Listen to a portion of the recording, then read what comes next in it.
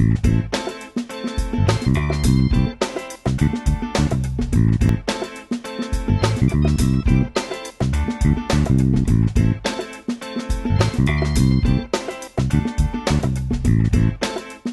boa tarde a todos. Tá?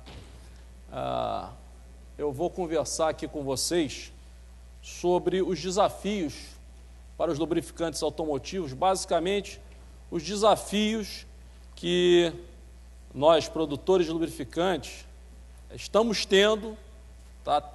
Tivemos, temos e vamos ter para ficar produzindo lubrificantes automotivos no mercado. Eu estou colocando como lubrificantes automotivos, mas esses desafios também se enquadram em relação aos outros tipos de lubrificantes, industriais, ferroviários e coisas do gênero. Bom, formulação do óleo lubrificante, né? Até algo básico que estou falando aqui, mas eu já tenho um pouco mais de 20 anos de companhia e desde que eu comecei na companhia, óleo lubrificante é isso aqui, dividido em óleos básicos e aditivos. Sempre foi feito assim e acredito que vai continuar sendo feito assim durante um bom tempo. Mas o que vem acontecendo com o passar do tempo? A gente tem tido uma evolução aí muito grande em termos de lubrificante, puxado principalmente pela indústria automobilística. A indústria automobilística, com o passar do tempo, vem solicitando cada vez mais lubrificante, principalmente em busca de maior desempenho de motores, obviamente refletindo no desempenho do lubrificante, a redução significativa do consumo de lubrificante e de combustível e, obviamente, também um fator muito importante que também tem se tornado um dos mais importantes, que é a questão da regulamentação ambiental, você reduzir emissões.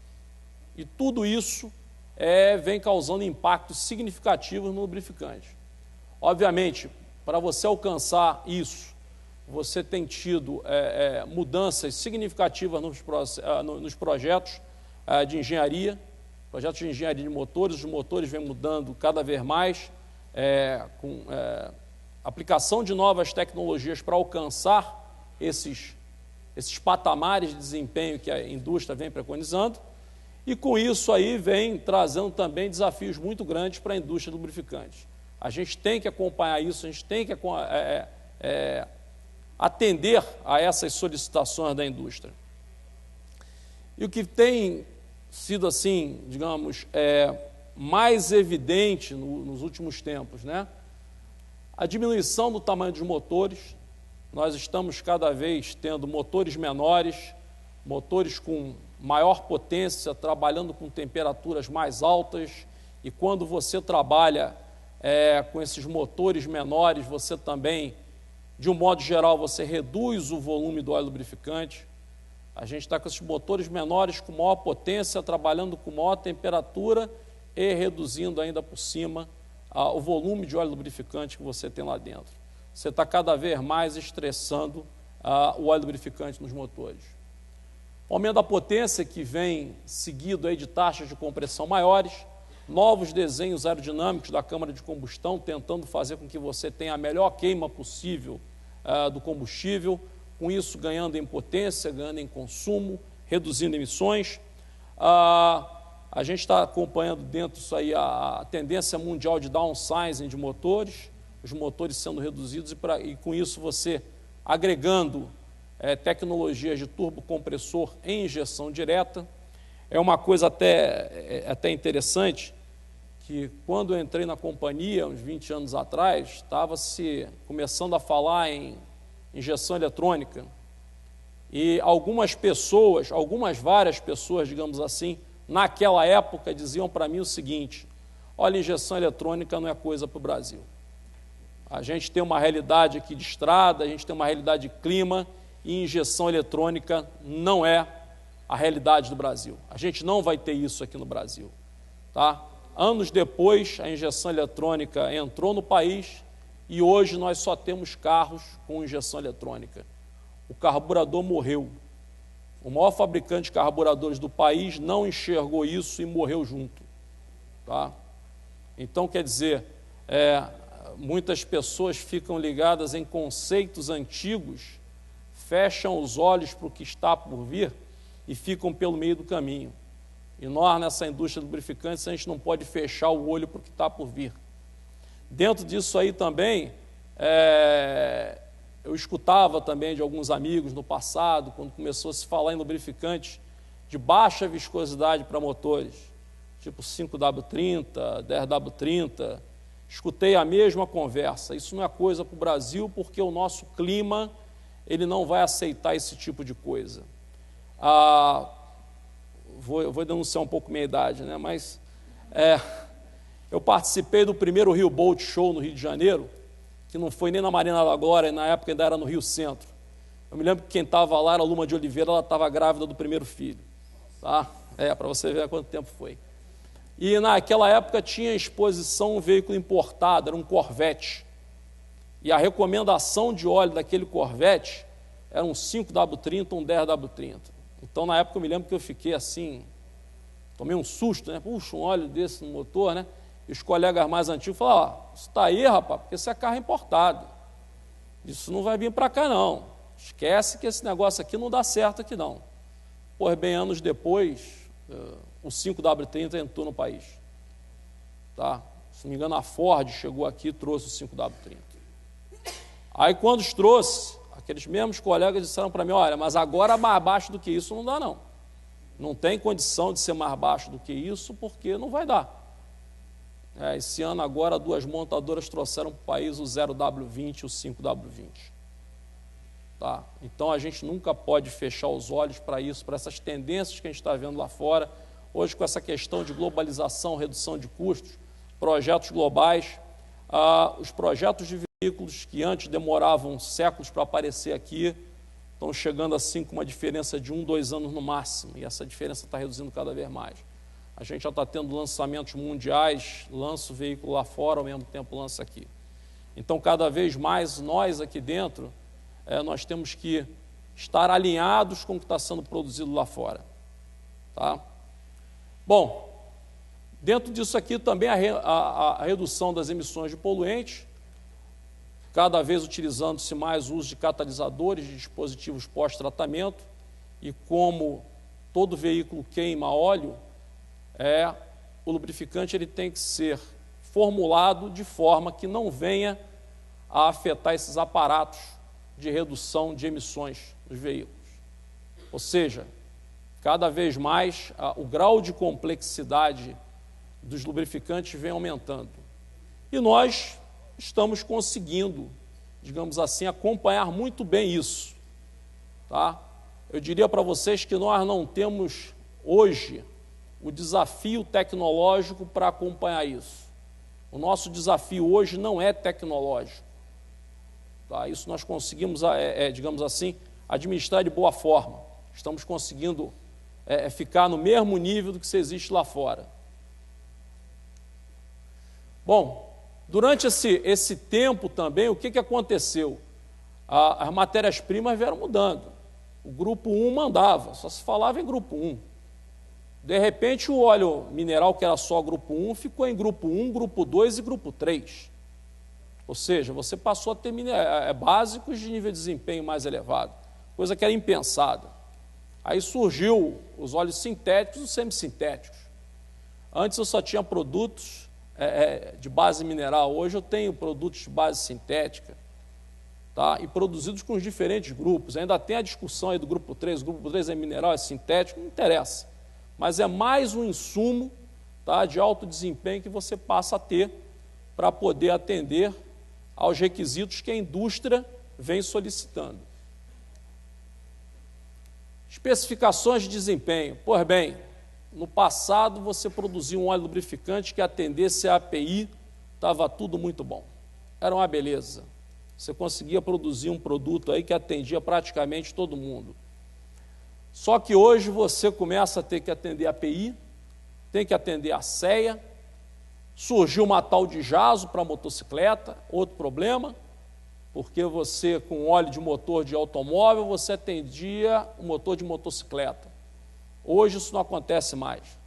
Você já tem óleo para motor exclusivo para motor de motocicleta, porque um óleo de motor de carro não atende plenamente o óleo de motor de motocicleta. E para piorar ainda mais a situação, as especificações das próprias montadoras. As montadoras passaram a não recomendar mais produtos com algumas, obviamente.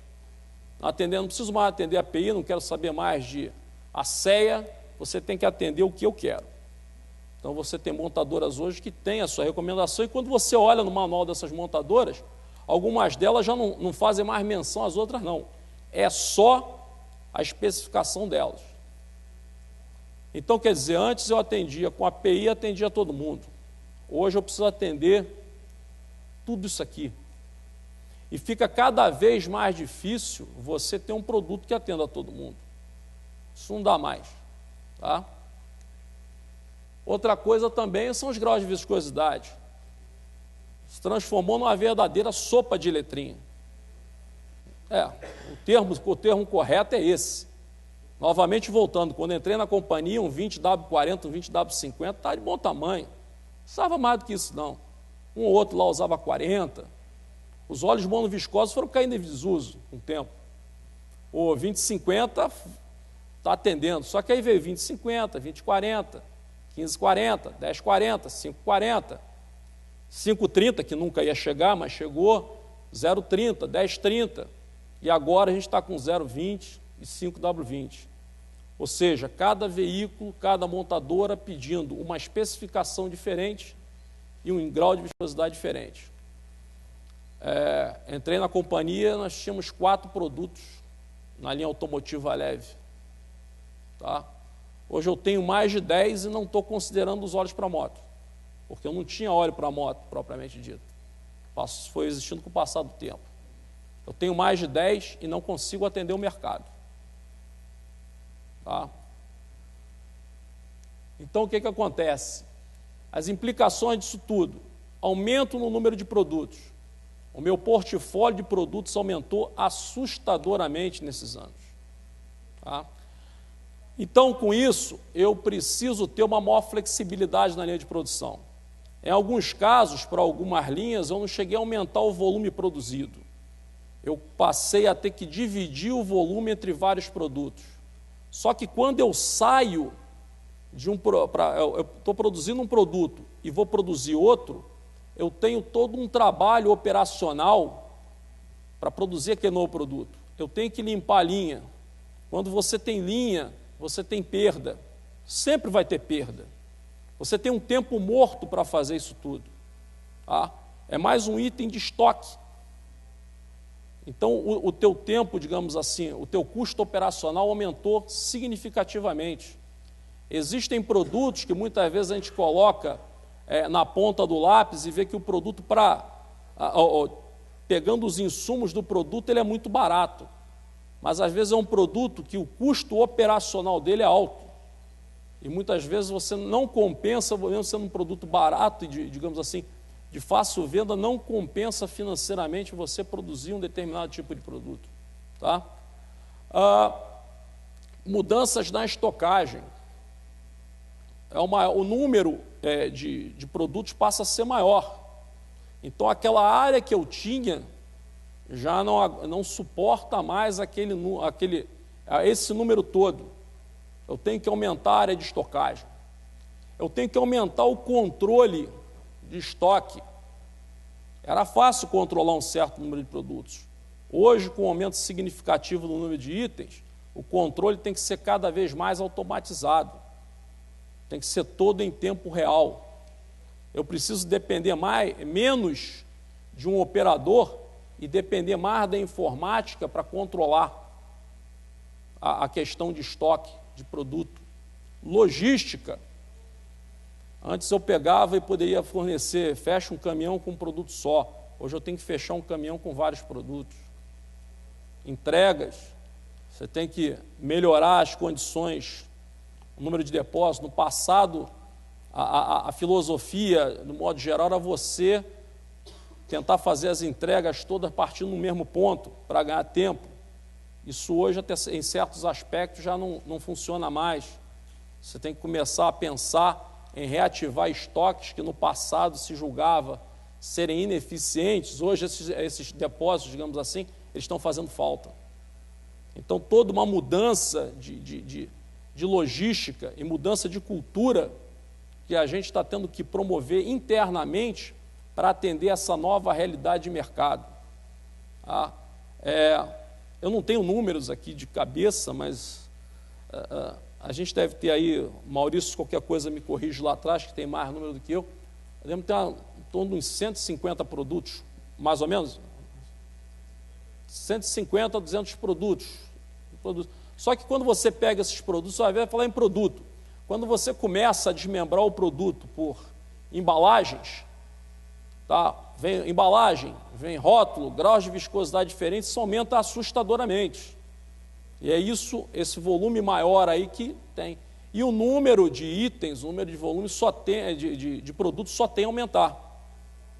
A gente já tem programação para o lançamento de produtos nos próximos anos muito grande. Tá? E isso, obviamente, cada vez trazendo mais dificuldades nas nossas linhas de produção e, obviamente, mudanças de mentalidade que a gente tem que trabalhar o tempo todo para tentar resolver. Então é o seguinte, o que fazer para atender todas essas solicitações de mercado? Tecnicamente, isso é tranquilo de ser atendido. A gente tem básicos aí de alto desempenho, nós temos vários fornecedores de aditivos no mercado, vimos aí algumas apresentações hoje, diversas tecnologias novas sendo implementadas, sendo apresentadas. A questão não é técnica, a nossa questão hoje é toda operacional e logística. Tá? Algumas perguntas que a gente às vezes tem que fazer assim, a quem você quer atender? Você quer atender a todo mundo no mercado ou você vai atender A, B ou C? Você quer atender todo mundo? Você tem condição de atender todo mundo?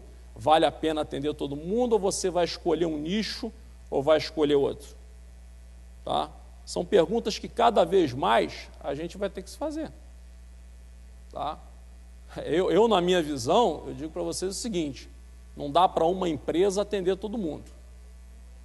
Ela vai ter que optar, se ela vai querer trabalhar em atender o máximo de mercados e segmentos possíveis, ou se vai se concentrar em segmentos e mercados mais específicos. Essas são as questões que a gente vai ter que lidar no dia a dia. No nosso caso, né, na Petrobras Distribuidora, baseado em tudo que a gente está passando aí no mercado, a gente está passando por um processo de ampliação e modernização na nossa fábrica, justamente para se adequar a esse mercado que está aí. E tentando levar para alguns anos à frente, a gente conseguir manter a nossa produção. Então, nós temos um plano de investimentos que vai até 2015, e com isso aí a gente pretende aumentar a nossa capacidade de produção em 70%.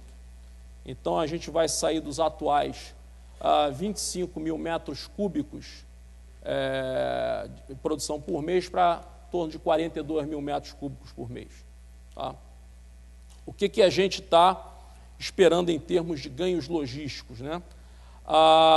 Aumentar a nossa capacidade logística com a formação de estoques, ou seja, você reativar depósitos que eram desativados e até mesmo aumentando a nossa capacidade de estoque dentro da fábrica. Né? Estamos criando um armazém vertical com uma área de picking, com uma automatização de processos e otimização das operações, né, de movimentação e distribuição. Porque quando você faz isso, você ganha um tempo muito grande. Você tem um tempo de parada de caminhão esperando ser carregado. Certo? Isso também é outro gargalo que se cria com esse número grande de produtos. Então, você está ampliando e está otimizando, modernizando isso com automatização de todo esse processo. O carregamento paletizado nas operações de transferência, com isso você diminui em cerca de 50% o tempo médio desses caminhões na GEI. A gente chama de GEI, gerência industrial, que é a nossa fábrica de lubrificante. Tá? Então, as operações de transferência vão ser integralmente feitas através de pallets. Nós estávamos com ela feita parcialmente, ela vai passar a ser feita integralmente por pallet. Com isso aí a gente tem aumento da taxa de eficiência operacional, você vai ganhar tempo, você vai reduzir custos. Aumento da capacidade de armazenagem em cerca de 50%. Tá? Nós vamos conseguir aumentar a capacidade de armazenagem da nossa fábrica em 50%. Somando também com os depósitos que estão sendo, novos depósitos e antigos depósitos que estão sendo reativados, a gente vai conseguir uma melhoria significativa nesse processo. Só para ter uma ideia, essa aqui é uma visão da nossa fábrica em Duque de Caxias, né? Nós temos uma limitação de espaço, tá? Ela não cresce para o lado nem para trás, tem terrenos aqui que pertencem às outras empresas, aqui nós temos uma avenida, aqui já é refinaria, e para cá tem um oleoduto passando aqui atrás. Então nós estamos numa área delimitada, nós não temos mais como crescer para o lado. Tá? Então, até por causa do depósito, ele está crescendo para cima, né? Então essas áreas aqui são áreas de produção e depósito, as áreas em laranja. No caso do processo, o aumento do sistema de tancagem, porque você também, novos produtos, isso também leva em consideração mais básicos e um número maior de aditivos que você precisa estocar. Redução do desperdício de produto, tá? Que você tem todos os tanques, alguns tanques ainda não estavam assim, mas todos os tanques já estão passando a serem de formato cônico invertido, para que você tenha um mínimo de resíduo final no tanque. Aumento de produtividade, obviamente. Flexibilidade de produção, que é uma coisa importante, você vai mudar de um produto ou para o outro, você precisa ter alguém na área para fazer uma verificação. Você vai fazer isso tudo automaticamente. Em termos de segurança e meio ambiente, a medição dos tanques à distância, você evitar do operador ter que ir lá num dia de sol, só quem já subiu num tanque em dia de sol sabe o que é ruim, fora a questão também de saúde. Diminuição da movimentação manual de tambores, tá? Essa movimentação passa a ser toda automática. A maior segurança nas atividades de armazenagem e expedição, você reduz muito o fluxo de pessoas dentro da fábrica, né?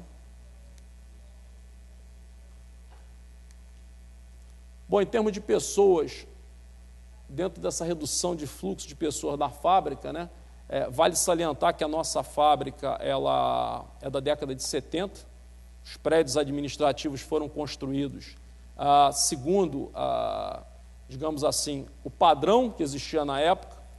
A fábrica foi crescendo, foi tendo modernização em várias áreas e a nossa área administrativa ficou competindo com a nossa área operacional.